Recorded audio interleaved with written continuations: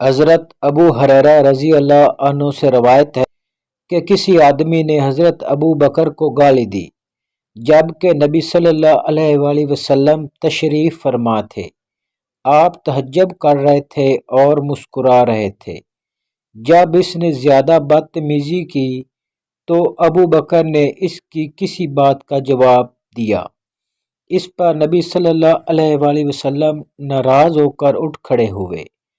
ابو بکر رضی اللہ عنہ آپ کے پاس گئے اور عرض کیا، اللہ کے رسول صلی اللہ علیہ وآلہ وسلم، وہ مجھے گالیاں دیے جا رہا تھا جبکہ آپ تشریف فرما تھے۔ جب میں نے اس کی کسی بات کا جواب دیا تو آپ ناراض ہو کر اٹھ کھڑے ہوئے۔ آپ صلی اللہ علیہ وآلہ وسلم نے فرمایا، تمہارے ساتھ فرشتہ تھا جو اسے جواب دے رہا تھا، اور جب تم نے اسے جواب دیا تو شیطان واقع ہو گیا۔ پھر فرمایا، ابو بکر، 3 چیزیں مکمل طور پر حق ہیں۔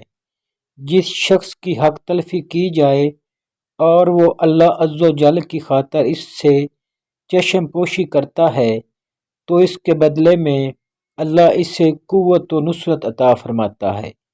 جو شخص صلہ رحمی کی خاطر عطیہ دیتا ہے تو اللہ اس کے بدلے میں اسے زیادہ عطا فرماتا ہے، اور جو شخص کثرت مال کی خاطر دست سوال دراز کرتا ہے تو اللہ مزید قلت فرما دیتا ہے۔